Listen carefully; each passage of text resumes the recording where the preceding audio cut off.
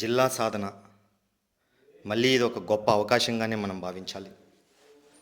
గతంలో జిల్లా చేసేటప్పుడు మధ్యలో ఏదైతే ఉందో దాన్నే జిల్లా చేయాలని చెప్పి రాయిచోటిని చేశారు.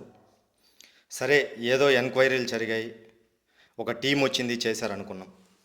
కానీ ఈరోజు ఏమైంది? 3 నియోజకవర్గాల్ని ఒక జిల్లా చేయడమే తప్పు. మన జిల్లాని చాలా వీక్ చేశారని, మన పార్లమెంట్ హెడ్ క్వార్టర్స్ని డమ్మీన్ చేశారని మనం అర్థం చేసుకోవచ్చు. కానీ ఈరోజు జిల్లా ఉన్న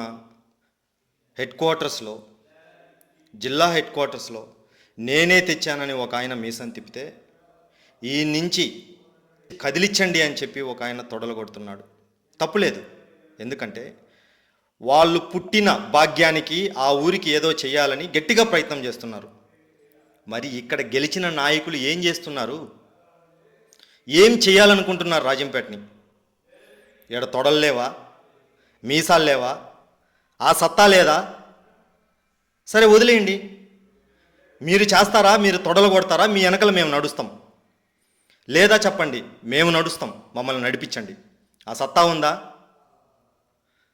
దయచేసి శాతవాహనుల టైం నుంచి ఇక్కడి నుంచి రేణిగుంట వెంకటగిరి వరకు పరిపాలించిన ఈ రాజ్యంలో 1901 నుంచి కలెక్టర్ ఆఫీసులు, ఫారెస్ట్ ఆఫీసులు, ఎంతో వైభవంగా ఉన్న ఆఫీసులన్నీ పక్కన పెట్టి జిల్లా పోయినా మీరు గ్రహించారు, అర్థం చేసుకున్నారు, ఆలోచించారు, ఓపికగా ఉన్నారు.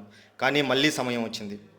ఈరోజు మాత్రం మీరు తప్పటడుగేసి ఇక్కడ ఉండేవాళ్ళు కుక్కకి అధికారం ఇచ్చినా వచ్చి దండలేసి ఫోటోలు తీసుకుంటారులే, వీళ్ళ స్వభావం ఇదే అని మీరు అనుకుంటే పొరపాటు పడినట్టే. దయచేసి మీరు కులానికి మద్దతు ఇస్తారో, అధికారానికి మద్దతు ఇస్తారో, పార్టీ అధికారంలో ఉండే పార్టీకి మద్దతు ఇస్తారో నాకు తెలియదు. కానీ యువతకి నేను ఒక సూచన ఇస్తున్నాను. మీరందరూ రోడ్లెక్కాలి.